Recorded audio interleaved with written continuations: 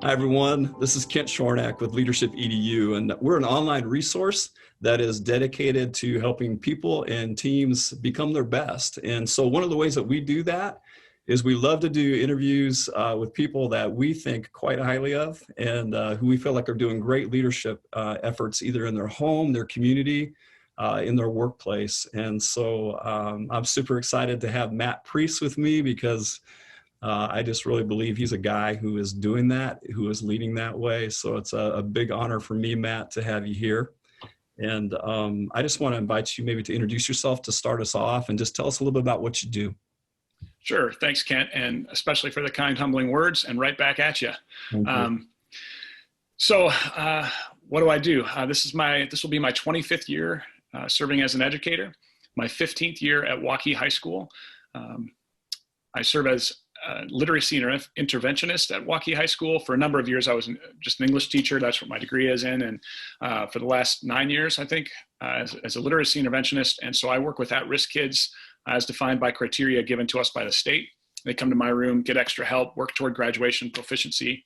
And then I co-teach in sophomore and junior English classes as well. I also serve as advisor of RAC, which is Waukee High School's primary service group. And I serve as the head girls track and field coach at Waukee. 2021 season will be my third year. Let's have a season. That was after a number of years as an assistant. I serve as boys head cross country coach at Dallas Center Grimes. We live in the DCG district. I'm married to Heidi, who works at Grandview with you. She'll be in her 15th year there. And we have two sons, Owen and Alex, who'll be a junior and freshman at DCG. Hard for me to believe they're that age already. I know. Aren't your kids just there? Yes, I know. I told you this too, but I am gonna plug you this on this as well. Matt I've had the opportunity to see Matt speak several times. I've actually had him speak at some events that I put on, both around leadership and some motivational and just personal development character things. And you're awesome. And Thanks. You're the person. You're one of the guys on my list that I know, and students and adults ask for you, and they feel encouraged by you. So I'm going to promote you that way as well. Sure, I'm up for it. Okay. Well, listen. When I was thinking about you, one of the things that I guess came to mind right away is you have always felt to me like you're a person who walks their talk. We can talk a lot about values and things, but it's a whole nother effort to kind of walk that. And I just always have been one of the things I've thought about you and admired about you as I've kind of watched you over the years we've known each other. And I just wonder if you could talk some about what are some of the values that you have that you hold to, and then the hard question is how do you do that? How do you live that out and actually walk those values? Wow, that's a really cool question, and again, humbling words. So I guess I'll start here. I wore this shirt tonight because I was thinking about leadership, and it says America needs love. Yeah. It's a shirt that my wife gave me. She thought that it fit my personality, I guess. And it's because I believe that's what we have to lead with. My dad had a seminary professor, Bill Strang, way back in the early 70s.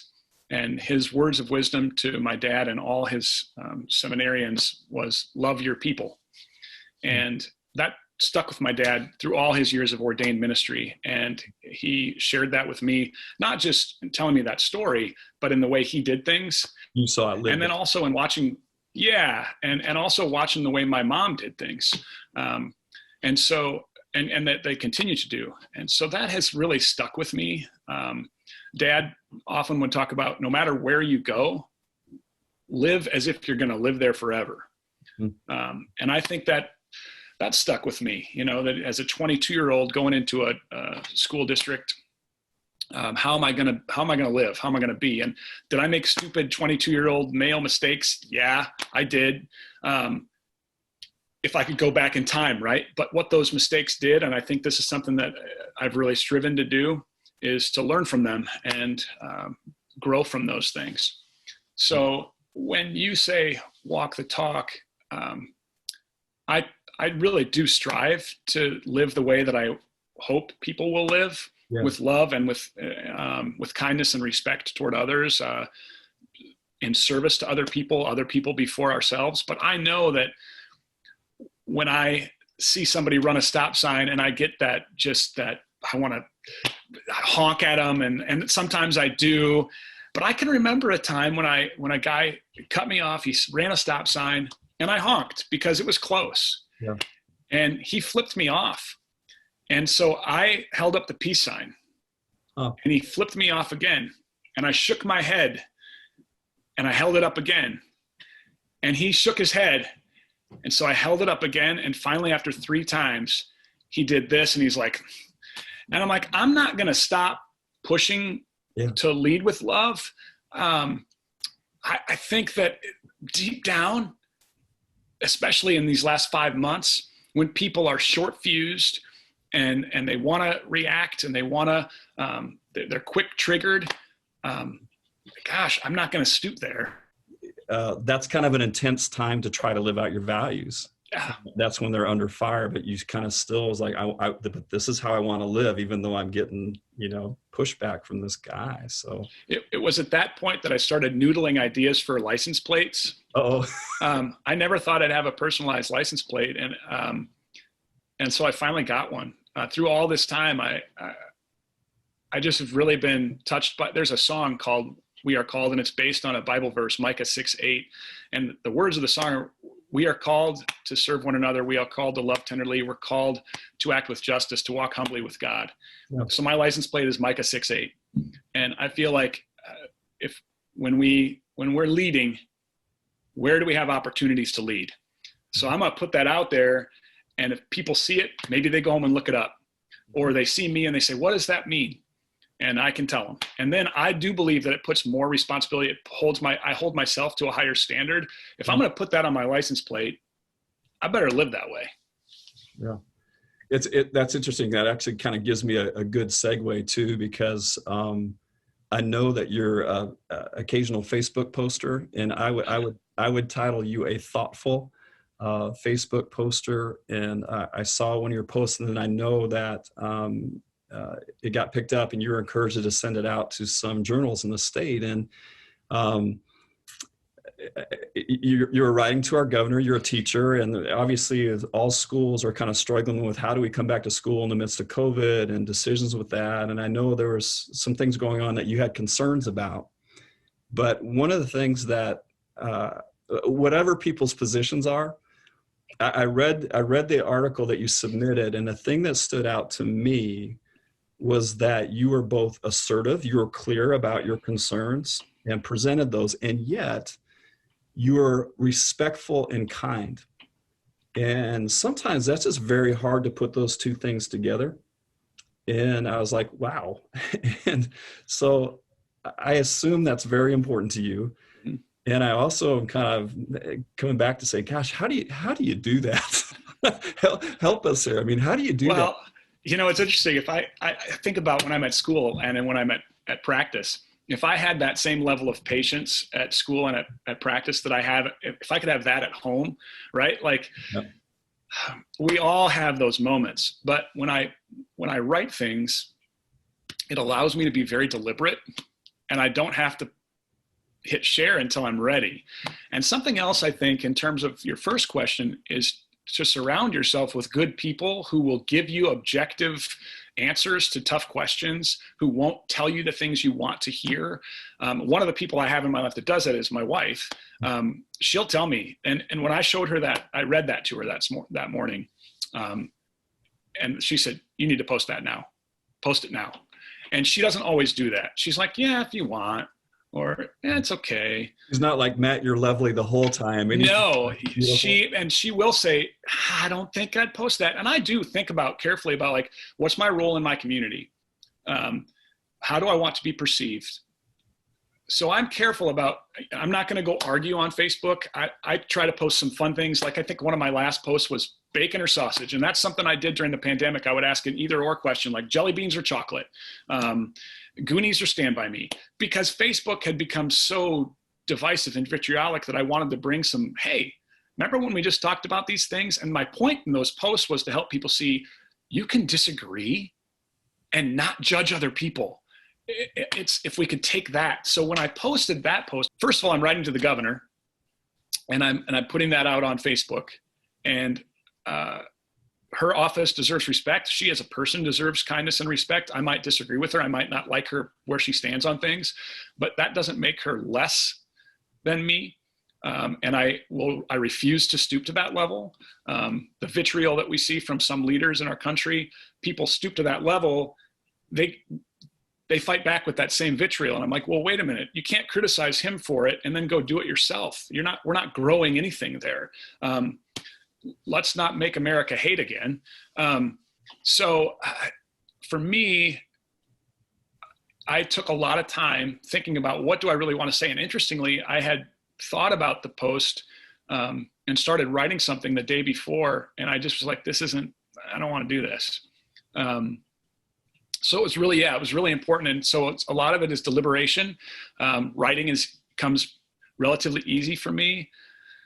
And it's easier to, I don't know, writing is a tough thing because in terms of the tone you're talking about, it can be perceived in so many ways on Facebook or Twitter or wherever, because you're not in front of the person.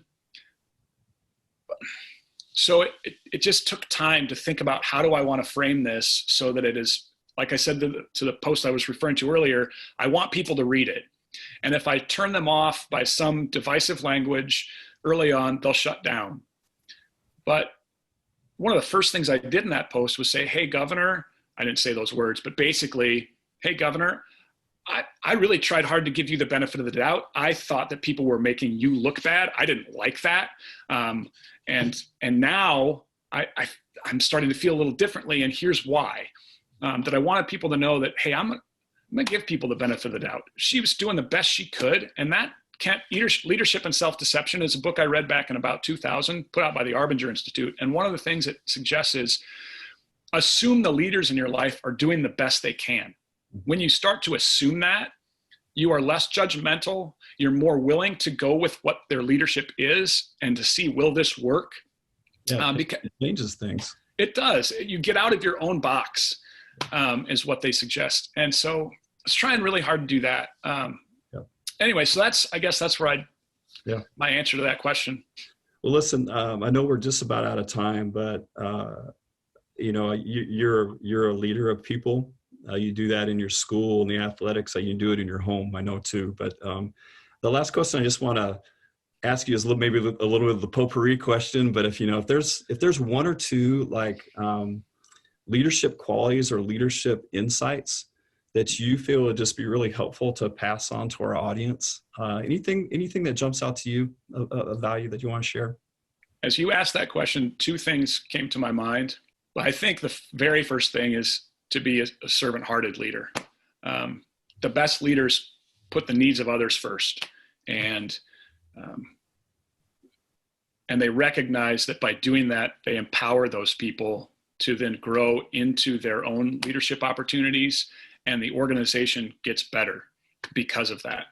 That it can't be a top-down hierarchy approach. Certainly there are times when, no, this is a safety issue or whatever, and I have to put the hammer down. But most of the time, can we find a way to empower others by serving them and helping model service toward others, helping model compassion, that the needs of others come before our own. That's really hard to do, but it's important. And the other piece is to take responsibility for the things we do. It becomes really easy to justify or deny or give up or blame other people for the things that happen in our lives. And those will not lead us in a good path. And if we can take responsibility for the things we do and own them, we have that ability to respond, I think people gain a lot of respect for us. And they respect not just who we are, but the way we do things. And it makes it easier for them to want to follow us because we acknowledge that when we mess up and we don't live below that line and do those other behaviors that are so easy to do. That's awesome. Thanks.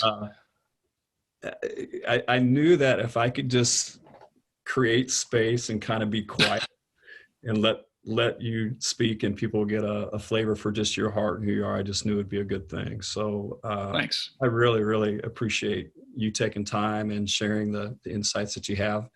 Matt, good guy. So Thank you.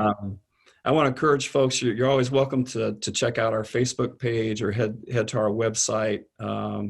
I will tell you too, you'll get a flavor for Matt just in this conversation too. And I don't want to necessarily throw out your public information here, but if anyone is interested in kind of learning more about Matt Pries or things he can do to support you or speaking opportunities even as well, you put a message on our page and I'll help make a connection too. Again, Matt, thank you so much. Appreciate everything that you do. Sure enough. Thank you, Kent. Remember, America needs love. Peace be with you. All right. Thank you. Thank you.